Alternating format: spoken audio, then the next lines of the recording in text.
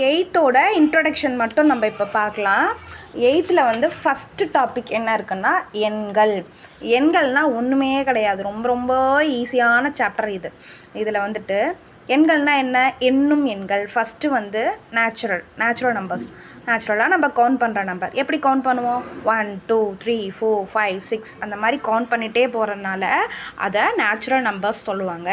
அதை எப்படி நம்பர் லைனில் பாயிண்ட் அவுட் பண்ணியிருக்காங்கன்னா, இது ஃபஸ்ட்டு ஸ்டார்டிங் பாயிண்ட் ஒன்று இருக்கும். இது பாயிண்டில் தான் குறிச்சிருப்பாங்க பாருங்கள்.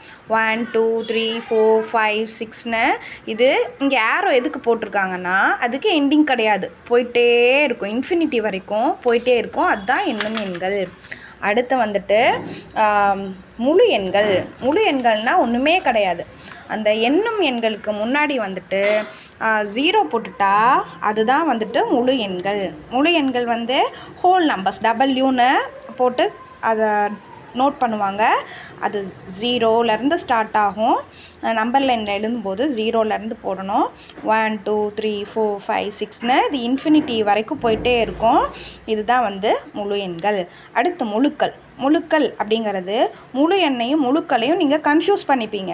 முழுக்கள் அப்படின்னா குழுவாக நம்பர் இருக்கும். நெகட்டிவ் இருக்கும், பாசிட்டிவ் இருக்கும், சென்டராக நியூட்ரலாக ஒன்று இருக்கும், அது 0. ரெண்டையும் கன்ஃபியூஸ் பண்ணிக்க கூடாது. முழு எண்கள்னால் 0லேருந்து வரும்.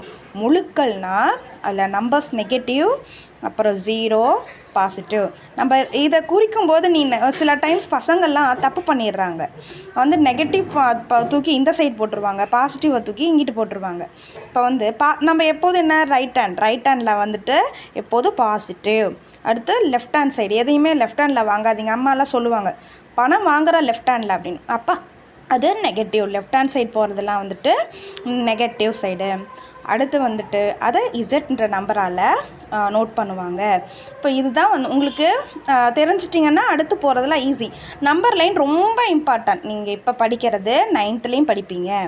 நம்பர் லைன்னா எப்படி போடணும் அப்படிங்கிறது நீ தெரிஞ்சுக்கணும். அடுத்து விகிதமுறு எண்கள் அப்படிங்கிறத Qங்கிற பாயிண்டில் நோட் பண்ணுவாங்க. என்ன விகிதமுறு எண்கள் அப்படின்னா என்ன அப்படின்னா அதை பின்னமாக எழுதுவாங்க. அப்போ எப்படி பின்னம்னா என்ன? மேலே ஒரு நம்பர், கீழே ஒரு நம்பர், 2 நம்பர் இருக்கும். அந்த நம்பருங்கிறது எண்ணும் எண்களாக இருக்குமா? இருக்கலாம், முழு எண்களாகவும் இருக்கலாம். இப்போ வந்துட்டு முழுக்களாக இருக்கும் அப்படின்னு ஏன் சொல்கிறோன்னா, அதில் வந்துட்டு எண்ணும் எண்களும் வந்துடுது, முழு எண்களும் வந்துடுது, நெகட்டிவும் வந்துடுது. இதில் நீ என்ன வேணுமா எழுதலாம் இந்த இதில், சரி. ஆனால் பி மட்டும் 0வை போட்டக்கூடாது. 0 போட்டோன்னா அது விகிதமுறு எண்ணாக இருக்காது. அதுதான் இந்த கண்டிஷன் போட்டிருக்காங்க. ஏவும் பியும் முழுக்களாக இருக்கும். முழுக்கள்னால் என்ன நம்பராக வேணுமா இருக்கலாம். 1 இருக்கலாம், 3 இருக்கலாம், -3 இருக்கலாம். ஆனால் பியில் 0 மட்டும் வரக்கூடாது. ஏன்னு 0 வரலாம். அப்போது இதுதான் கண்டிஷன். விகிதமுறு எண்கள் எழுதுறதுக்கு கண்டிஷன் இதுதான்.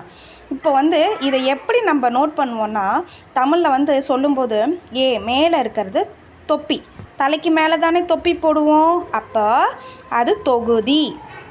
கீழே பாதம் தாங்கன்னு கீழே இருக்கும். அப்போ அது பகுதி. தொப்பினா தொகுதி, பாதம் பகுதி. இப்போது மேலே இருக்கிறத நம்ம தொகுதின்னு சொல்லணும், கீழே இருக்கிறத பகுதின்னு சொல்லணும். இப்போ வந்து நம்ம இதை எப்படி நம்பர் லைனில் எழுதலாம்? ஈஸியாக வந்து இந்த எண்ணும் எண்களை வந்துட்டு ஈஸியாக நம்பர் லைனில் போட்டுடலாம். முழு எண்களையும் ஈஸியாக போட்டுடலாம், முழுக்களையும் ஈஸியாக போட்டுடலாம். விகிதமுறு எண்ணை எப்படி நம்ம நம்பர் லைனில் எழுதுறது? சும்மா ஜஸ்ட் எக்ஸாம்பிளுக்கு ஈஸியான நம்பரை எடுத்து நான் உங்களுக்கு சொல்லித்தரேன். இது ஒரு சாப்டராக இருக்குது, நான் அதை தனியாக சொல்லித்தரேன். இப்போ வந்து 0க்கும் 1க்கும் இடையில ஃபஸ்ட்டு என்ன போடுவோம்? கால்வாசிங்கிறத 1/4 அப்படின்னு எழுதுவோம். ஆமாம், 1/4 கிலோ எழுத சொன்னால் 1/4 kgன்னு நம்ம எழுதுவோம் இல்லையா, அதான் கால். அடுத்து 1/2 கிலோனா 1/2 kgன்னு எழுதுவோம், அரை.